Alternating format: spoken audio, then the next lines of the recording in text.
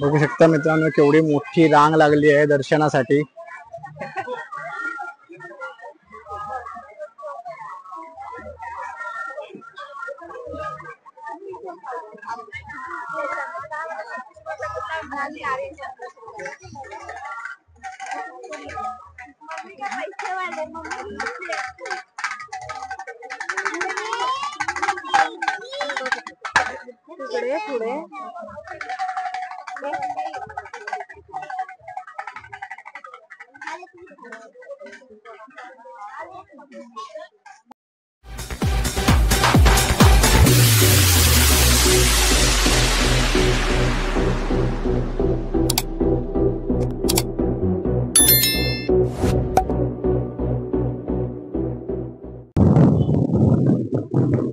जय शिवराय मित्रांनो I love you Konkan आपल्या हक्काच्या युट्यूब चॅनल मध्ये मी सुनील तुकाराम नवळे आपलं सहर्ष स्वागत करतो। मित्रांनो आज आहे दत्त जयंती, तर आपण आज दत्ताच्या दर्शनाला जाणार आहोत। मित्रांनो मुंबई मालाड अप्पापाडा या ठिकाणी दत्त टेकडी आहे आणि दत्त टेकडी हे दत्ताचं स्थान आहे।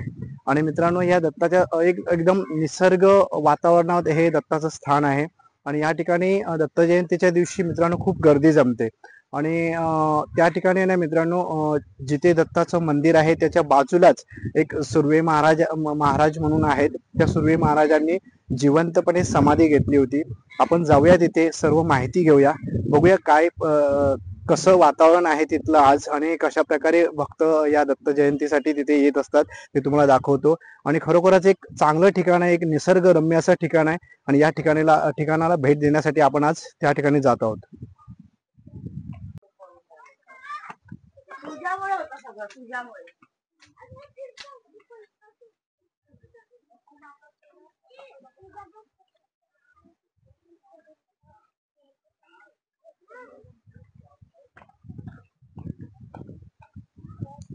तर बघू शकता किती असं निसर्गरम्य असं हे पूर्ण वातावरण आहे इकडचं। आणि आता आपण आलेलो आहोत दत्त महाराजांच्या स्थानी। मित्रांनो आपण आलेलो आहोत आता या दत्त मंदिर जवळ। या परिसराला मित्रांनो दत्त टेकडी असं बोलतात आणि या ठिकाणी आपण आलेलो आहोत। समोर आपल्याला दिसतं हे दत्त मंदिर आहे आणि दाखवतो मी जसं बोललो त्याप्रमाणे आपण ती जी समाधी आहे सूर्य महाराजांची समाधी आहे त्या समाधीजवळ पण आपण जाणार आहोत आणि जी माहिती आहे किती साली त्यांनी घेतली समाधी ती पण आपण या व्हिडिओतून जाणून घेणार आहोत।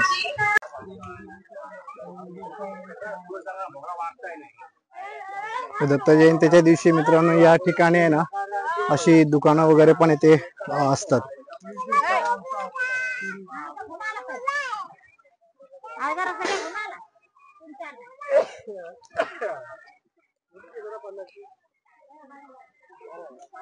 मित्रांनो दत्त मंदिरात आल्याच्या नंतर सर्वप्रथम आपल्याला दर्शन होतं ते शंकराच्या पिंडीचं। तर आपण शंकराच्या पिंडीचं सर्वप्रथम दर्शन घेऊया, त्यानंतर दत्त महाराजांचं पण आपल्याला दर्शन घ्यायचं आहे आणि त्याच्यानंतर जे सुर्वे बाबा आहेत त्यांच्या समाधीचं पण आपण दर्शन घेणार आहोत।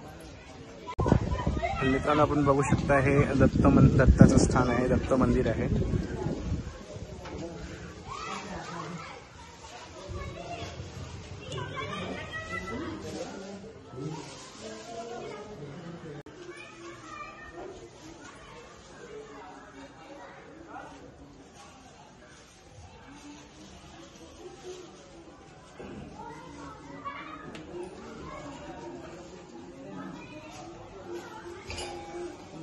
तर मित्रांनो आपण आता जाऊया जिथे सूर्यबाबांनी जी समाधी घेतली होती त्या समाधीचं आपण दर्शन घेऊया। तुम्हाला दाखवतो सर्व परिसर कसा आहे आणि संपूर्ण माहिती आपण येथील जे नागरिक आहेत त्यांच्याकडून आपण संपूर्ण माहिती घेणारच आहोत। तर सर्वप्रथम आपण जातोय सूर्यबाबांच्या समाधीजवळ।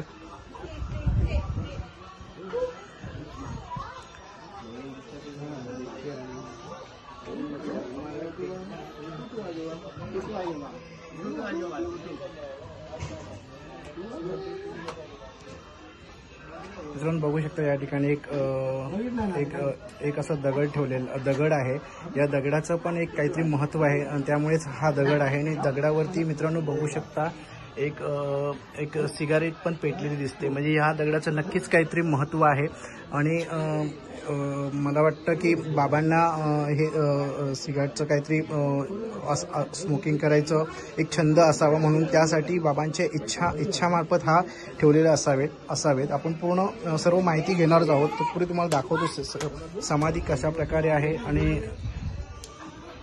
कशा प्रकारे या ठिकाणी दरवर्षी या दत्त जयंतीच्या दिवशी एक मोठा उत्सव या ठिकाणी होत असतो. मित्रांनो, या ठिकाणी बघू शकता जे बाबांचा जन्म आणि समाधी दिवस हे ते दिलेलं आहे.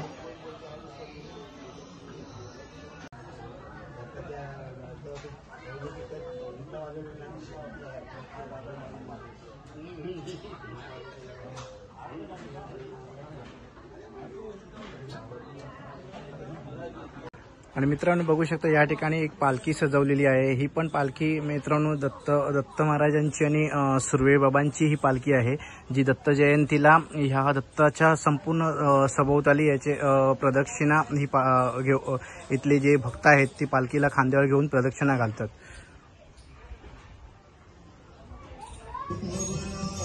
तर बघू शकता किती निसर्गरम्य असं हे इथलं वातावरण आहे. आणि या निसर्गरम्य वातावरणामध्ये हे दत्ताचं स्थान आहे आणि जिथे सुर्वे बाबांनी आपली जिवंतपणे मित्रांनो समाधी घेतली होती.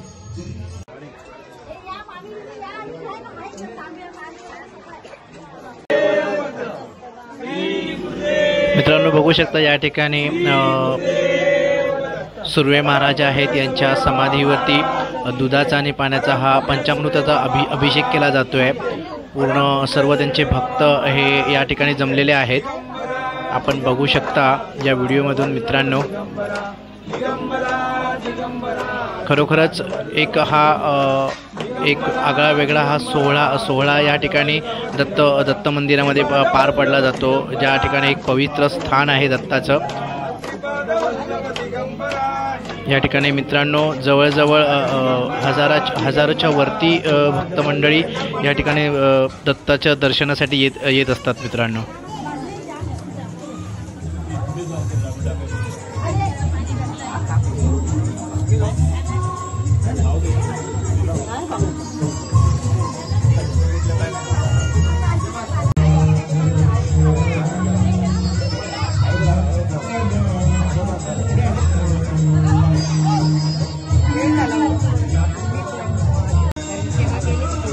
मित्रांनो संतश्रेष्ठ ज्ञानेश्वर महाराजांनी समाधी घेतली होती आणि मित्रांनो ती कहाणी अजूनही आपण ऐकली, ती कथा वाचली तर अजूनही आपल्या डोळ्यातून अलगद पाणी येतं. अशीच ही समाधी आहे सुर्वे महाराज बाबा यांची. मित्रांनो ह्या समोर दिसतात ह्या सुर्वे महाराज बाबांच्या कन्या आहेत, ज्या आपल्या महाराजांच्या या समाधीवरती फुले वाहताना दिसत आहेत. खरोखरच एक अविस्मरणीय हा प्रसंग आहे आणि हा अविस्मरणीय हा दिवसही आहे, जो दत्त जयंतीच्या दिवशी या ठिकाणी अविरतपणे बाबांचे जे भक्त आहेत हा सोहळा पार पाडत असतात मित्रांनो.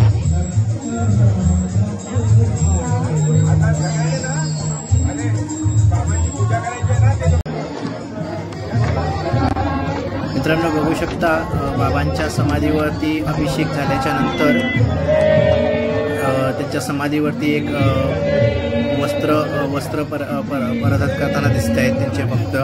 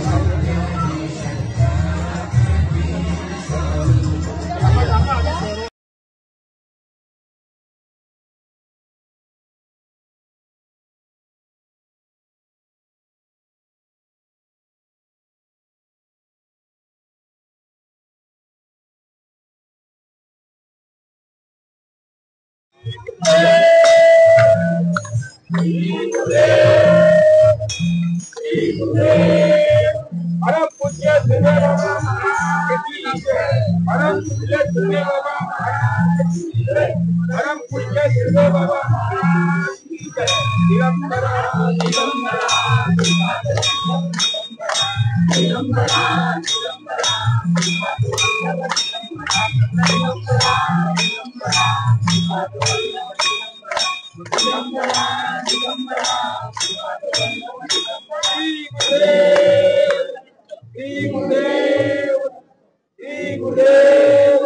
परम पूज्य सुर्वे बाबा महाराज की जय। परम पूज्य सुर्वे बाबा महाराज की जय। परम पूज्य सुर्वे बाबा महाराज की जय। आता एक काम करा, आता ते कापूर द्या सगळ्यांच्या हातात आणि मागे उभे राहा. मित्रांनो, बघितलात अशा प्रकारे बाबांच्या समाधीवरती धार्मिक विधी केल्याच्या नंतर थोड्याच वेळात दत्त महाराजांची आरती होईल आणि दत्त महाराजांची आरती झाल्याच्या नंतर येथील जेवढे भाविक भक्त मंडळी जे आलेले आहेत त्यांना महाप्रसाद भंडारा इथे सर्वांना ठेवलेला आहे. तो भंडारा घेऊन इथे लोक आपापल्या घरी जात असतात.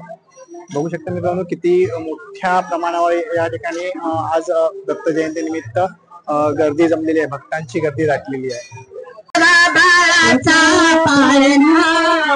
पाळण्याच्या मधोमध फिरतो खेळणं, हो बाळाचा पाळणा. पाळण्याच्या मधोमध फिरतो खेळणा, खेळ खेळ के जोगवा जोगवा.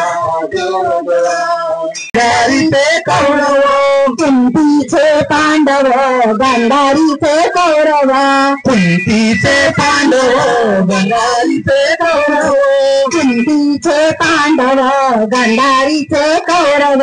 रेणुकेचा परशुराम जोबा जो रे, रेणुकेचा परशुराम जो बाळा जो रे, रेणुकेचा परशुराम जो बाळा जो रे, रेणुकेचा परशुराम जो बाळा जो बाळा जो रे, जो बाळा जो बाळा जो रे, जो बाळा जो बाळा जो रे, जो बाळा जो रे, जो बाळा जो रे, जो बाळा जो रे. राम आणि लक्ष्मण दोघींचे दोघे जण, राम आणि लक्ष्मण दोघींचे दोघे जण, राम आणि लक्ष्मण दोघींचे दोघे जण, राम आणि लक्ष्मण दोघींचे दोघे जण. देवकीचा श्रीकृष्ण जय बाळा जो, देवकीचा श्रीकृष्ण जय बाळा जो, देवकीचा श्रीकृष्ण जय बाळा जो, देवकीचा श्रीकृष्ण जय बाळा जो रे, जो बाळा जो रे, जो बाळा जो रे, जो बाळा जो रे. श्री गुरुदेव श्री गुरुदेव श्री गुरुदेव परम पूज्य सुर्वे बाबा महाराज की जय. परम पूज्य सुर्वे बाबा महाराज की जय. परम पूज्य सुर्वे बाबा महाराज की जय. काढता वार्ता विघ्नाची, मुरली गुरुवी प्रेम कृपा जयाची, सर्वांगी सुंदर चंदुराची, कंठी धोके माळ मुक्ता फळाची. जय देव जय देव जय मंगलमूर्ती श्री मंगलमूर्ती, दर्शन प्रेमान कामना प्रती.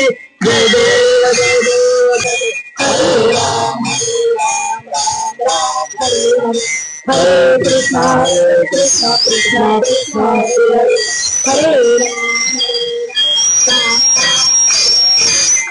कृष्ण कृष्ण कृष्ण कृष्ण हरे हरे. दत्त श्री गुरुदेव दत्त, श्री गुरुदेव दत्त. पूज्य सुर्वे बाबा महाराज की जय. परम पूज्य सुर्वे बाबा महाराज की जय. परम पूज्य सुर्वे बाबा महाराज की जय. सर्वदा. तर मित्रांनो, आपण बघू शकता या ठिकाणी इथे दादा बसलेले आहेत आणि जे सुर्वे बाबांची कन्या आहेत त्याही इथे बसलेल्या आहेत. तर आपण जाणून घेऊया संपूर्ण बाबांचा जो जीवन प्रवास होता तो थोडक्यात सांगण्याचा प्रयत्न करतायत दादा. दादा सर्वप्रथम आपली ओळख करून जरा सांगू शकता का हे सर्व?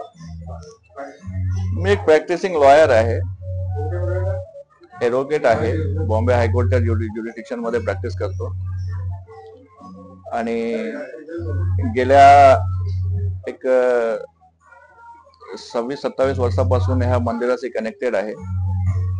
इथे राहूनच मी लॉ वगैरे केला, ग्रॅज्युएशन केलं, लॉ केलाय आणि आता ह्या मंदिरात बाबाने हा एक समाजसेवाप्रमाणे हा मंदिर निर्माण करून ठेवलाय. आणि इथे जे बाबांचे शब्द होते की जे रांजले गांजले त्यांना म्हणे आपले, इथे फॉरेस्टच्या झोन मध्ये हा मंदिर त्याच्या मधल्या भागात येतो. हा मंदिर काय आहे, बाबांची परचेज प्रॉपर्टी आहे आणि बाबांच्या खरेदी खतप्रमाणे मंदिराला आजपर्यंत कुठलाही धक्का लागला नाही. पण चारी बाजू वन विभाग असल्यामुळे ह्या मंदिराचा एवढा काही विकास होऊ शकला नाही. पण इथे येऊन माणसं शांतीसाठी येतात आणि इथे बसून अभ्यास करतात. अभ्यास करून इथे डॉक्टर, इंजिनियर, रेव्हेन्यू डिपार्टमेंट मध्ये ऑफिसर्स असे झालेत. बाबांच्या थोडक्यात सांगितलं आपण, बाबांची ही खूप मोठी आहे पण थोडक्यात सांगितलं मग बाबा कुंभारखनीचे सुर्वे आहेत आणि बाबांनी तेव्हा बाबा HSC शिकले होते आणि ते मफतलाल मिल मध्ये मॅनेजरच्या पदावर होते.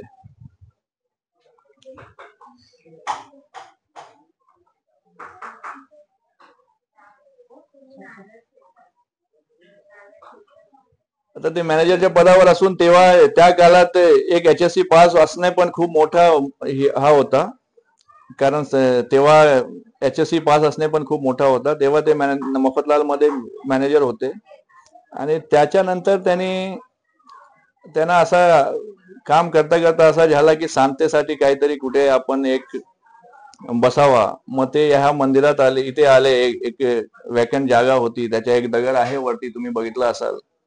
समाधीच्या बाजूला एक दगड आहे मोठा, त्याच्यावर बसले आणि मग तिथे बसून त्यांनी तपश्चर्या स्टार्ट केली आणि तिथे बसून त्याने सिद्धी मिळवली. तिथे सिद्धी मिळवल्यानंतर त्यांनी दत्त मंदिर स्थापन केला. तेव्हा कारवीच्या दत्त मंदिर होता. मग भाविक लोक यायला लागली तेव्हा. मग त्यानंतर स्थानिक फौजचा जो सिक्युरिटी होता तो पण आला. मग त्यांनी मंदिर मध्ये लॉक मारला. लॉक मारल्यानंतर बाबा बोलले की ठीक आहे, तुमची जागा आहे पण मंदिरासाठी आम्हाला विकत द्या. मग बाबाने तेव्हा स्थानिक खोद करून ही जागा घेतली. मफतलाल मिल मधून त्यांनी राजीनामा दिला आणि त्या फंडचे पैसे काही मिळाले त्याचे त्यांनी ही केली, जागा घेतली आणि तेव्हापासून हा मंदिरच्या प्रॉपर स्थापना करून आजपर्यंत दत्त जयंती, इथे दत्त जयंती म्हणजे पूर्ण महाराष्ट्रात, मुंबईत हा 3रा किंवा 4था नंबरवर आहे, एवढी गर्दी भरते. आणि बाबांचे जुनी भाविक आहेत. बाबांच्या नंतर इथे गुरु परंपरा चाललाय. बाबांच्या नंतर एक बामणे महाराज त्यांचे अनुग्रही शिष्य होते. त्यानंतर आता त्यांची मुलगी सध्या इथे मठाधिपती आहेत आणि त्यानंतर आता ह्यांच्या नंतर जे ह्यांचे लाडके कोणतरी शिष्य मंडळी असतील ते इथे मठाधिपती होणार. ही तिथली परंपरा आहे. दादा, बाबांनी जी समाधी घेतली म्हणजे त्याबद्दल थोडीफार माहिती, म्हणजे त्यांना कसं, म्हणजे काय त्यांच्यामध्ये तेव्हा म्हणजे कसं सिद्धी प्राप्त झाली होती की त्यांना, जसं आपण आतापर्यंत ऐकत आलोय की ज्ञानेश्वर महाराजांनी जिवंतपणे समाधी घेतली. त्यानंतर म्हणजे मला तर माहिती आहे की हे मी जवळजवळ 2-3 वर्ष या ठिकाणी येतोय दत्त जयंतीसाठी. जेव्हा मला समजलं की ही समाधी जिवंतपणे घेतली गेली, त्यावेळेस काही थोडीफार माहिती वगैरे काय असेल? बाबांना हा कल्पना होता की ह्या तारखेला, ह्या दिवशी, ह्या तारखेला मी समाधी घेणार आणि ते त्यांनी आपल्या भाविकांना सांगितलं होतं की मी ह्या तारखेला, अमुक तारखेला, अमुक वेळी माझी समाधी होणार आहे मग बाबाने ती समाधीचे सगळे संरचना पहिले हे विटेच्या बांधकाम वगैरे करून ठेवलेला होता. त्यानंतर जेव्हा त्यांच्या शेवटचा वेळ आला तेव्हा त्यांनी सांगितलं की आता माझी शेवटची वेळ आली आहे, आता मला माझ्या ह्याच्यात स्थानी ठेवा. मग तेव्हा त्यांना तिथे समाधीत बसवण्यात आले आणि त्याच्यानंतर त्यांची ही तिथे प्रॉपर ज्या बाबाने जो वेळ सांगितला होता त्याच वेळी त्यांची समाधी झाली तिथे. आणि ताई त्यावेळेस अंदाजे किती वर्षाच्या असतील? आई असतील त्यावेळी लहान होतो मी, माझं लग्न पण झालं नाही, बारकी होतो पोरगी. नाही, समाधीच्या वेळी समाधीच्या वेळी माझं लग्न बिग्न झालं होतं, मुलं बिलं झाली होती मला. पण मी पहिल्यापासूनच इथेच आहे बाबांना सांगते माझ्या. मी माझ्या बापाला सोडली नाही आहे, बापाला मी तिथंच आहे, सेवा करतोय. 20 वर्षे संसार केला, परत इथंच आली मी. एकटेच बाबा असायचे ना वनवासारखे, कोण नाही मालाडला पण माणूस कोण नाही कुठेच माणूस नाही होता. एवढा माणूस झाला मग. आणि मग ते बाबा बिचारा जंगलात येऊन राहायचा. मग बाबाला मी सोडले. माझी आई लवकर मरून गेली रे बाबा, लवकर बिचारी गेली टाकून. असं सगळं एवढं आता काय हा एवढी माहिती दिली तर खूप वेळ झाला त्यासाठी. म्हणजे आता जसं ताई बोलल्या बरोबरच, म्हणजे अंगावरती काठा उभा राहतो की आपले वडील स्वतः जिवंत समाधी घेत असतात आणि आपण त्यावेळेस आपण जाणकार आहोत. म्हणजे ताईंचं लग्न वगैरे पण झालं होतं. खरोखरच एक बोलतात नाही, तो प्रसंगच एक अविस्मरणीय असा प्रसंग आहे. आणि तो आज इथले सगळे भाविक, आपल्यासारखे सगळे भाविक, सगळी भक्त मंडळी अविरतपणे सगळं हा बाबांचा जो पुढचा म्हणजे परंपरा परंपरा चालवत आलोय. आणि जे काय इथे जे भाविक आहेत ते त्यांना बाबांनी त्यांच्या आशीर्वादामुळे ते आता बॉटम वरून वरती आलेत. आता जे इथे आले काही दुःखी कष्टी लोक इथे आमच्याशी कनेक्टेड होतात. आणि मी स्वतःच माझ्या इथे वनी क्षेत्रात एक झोपडा होता, तो झोपडा 2001 किंवा 2 साली डेमोलिश झाला. त्यानंतर आता मी जाणार कुठे तो विचार होता. मग हा मंदिर असल्यामुळे माझ्या ह्या मंदिराचे हे टच होते. मग त्यानंतर मी इथे येऊन इथे राहून इथे शिकलो. हे लोक महाराष्ट्रीयन आहेत, मी नॉन महाराष्ट्रीयन आहे, पण ह्या लोकांनी एक आईप्रमाणे प्रेम दिलं मला. आणि इथूनच मी ग्रॅज्युएशन केला, HSC केला, ग्रॅज्युएशन केला, लॉ केला, आता प्रॅक्टिसिंग लॉयर आहे. मग हे सत्पुरुषांचे सत्पुरुषांमध्ये काय चमत्कार केला तो महत्वाचा नसतो. सत्पुरुषांमध्ये काय असतो की त्यांनी समाजाला काहीतरी असा दिला आहे की माझ्यासारखी काय माणूस आला ज्याच्या काही बॅकग्राऊंड नाही होता, काय सपोर्ट नाही होता, आणि इथे येऊन इथे त्यांनी ग्रॅज्युएशन केलं, लॉ केला, एक आपल्या पायावर उभा राहिला. मग हा एक सत्पुरुषांची देण आहे. हा कोण स्वतःच्या माणसाला स्वतः व्यतिरिक्त काही विचार करत नाही, स्वतःसाठी प्रॉपर्टी करतो. एक सत्पुरुषच असा असतो, साधू संत असे असतात जे की काय करतात ते समाजासाठी करतात. आज जर बाबांचे हे हा मंदिर निर्माण नाही केला असता, मग माझ्यासारखा माणूस कोणतरी आपल्या घरात ठेवला नसता. हा एक बाबाने समाजाला काहीतरी दिलाय म्हणून आता आज पण इथे दरवाजा मंदिराच्या उघडाच असतो. कोण पण येऊन, काही क्रिमिनल टाईपची माणसं असतात तेव्हा थोडे वाद होतात त्यांच्याशी, पण कोण पण आला, काय उपासी आहे, मग जेवण काय आहे काय जेवायला, ठीक आहे जेवण जावा. म्हणजे सगळं कारण काय बाबांनी एक एवढा करून ठेवलेला आहे की आता काय तिथे त्यांच्या म्हणणं होता की जे काय रांजले गांजले त्याला म्हणा आपले, त्यांचे मोहन गाडगे बाबांचे होते ते त्यांचे हे होते. मग त्याप्रमाणे त्यांनी चालू केला आणि त्यानंतर ह्या बामणे महाराजने चालू ठेवला, आईने चालू ठेवला. आमची पण ही आहे, आम्ही काय, आमची तर काही योग्यताच नाही. आमच्यासारखे खूप लोक आहेत आमच्याशी कनेक्टेड आहेत. मग त्यांची पण तयारी आहे की अशी ही जी प्रथा आहे ती चालत राहणार. मंदिराच्या विकासावर आमच्या लक्ष करायला बघतो, पण काय चारी बाजू वनविभाग असल्यामुळे, रस्ता वगैरे नसल्यामुळे काय एवढा खूप मोठा डेव्हलपमेंट होत नाही. परिस्थिती हे होणार आहे आणि धीरे धीरे काहीतरी बाबांची इच्छा आहे. बाबांना जसं वाटत असेल मला रानातच राहायचं आहे, मग एवढा डेव्हलपमेंट नको म्हणून आता होत नसेल, असं पण होऊ शकतो, म्हणून काय एवढा डेव्हलपमेंट होत नाही.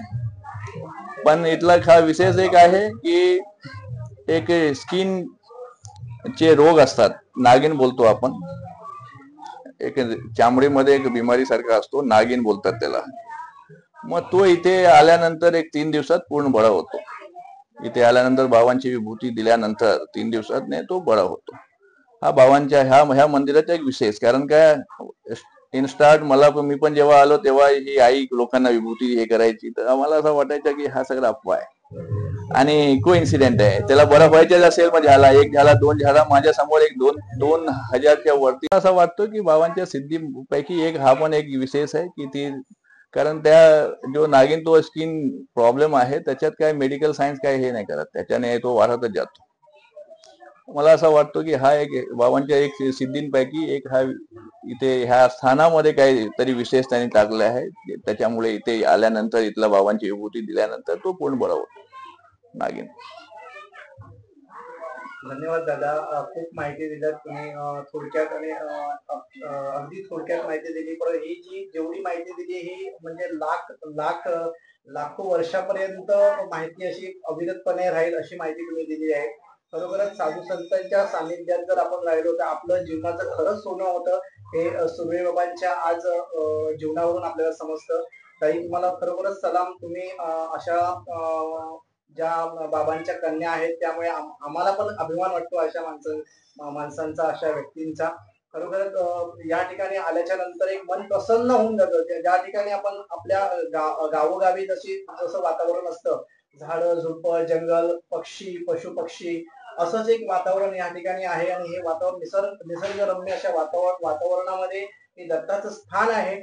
आणि या दत्ताच्या स्थानामध्ये परमपूज्य सुर्वे बाबांनी आपली ही समाधी घेऊन आज अविरतपणे ते हा जो त्यांची भक्त मंडळी आहे तो त्यांचा हा पुढील वारसा चालवत आहे.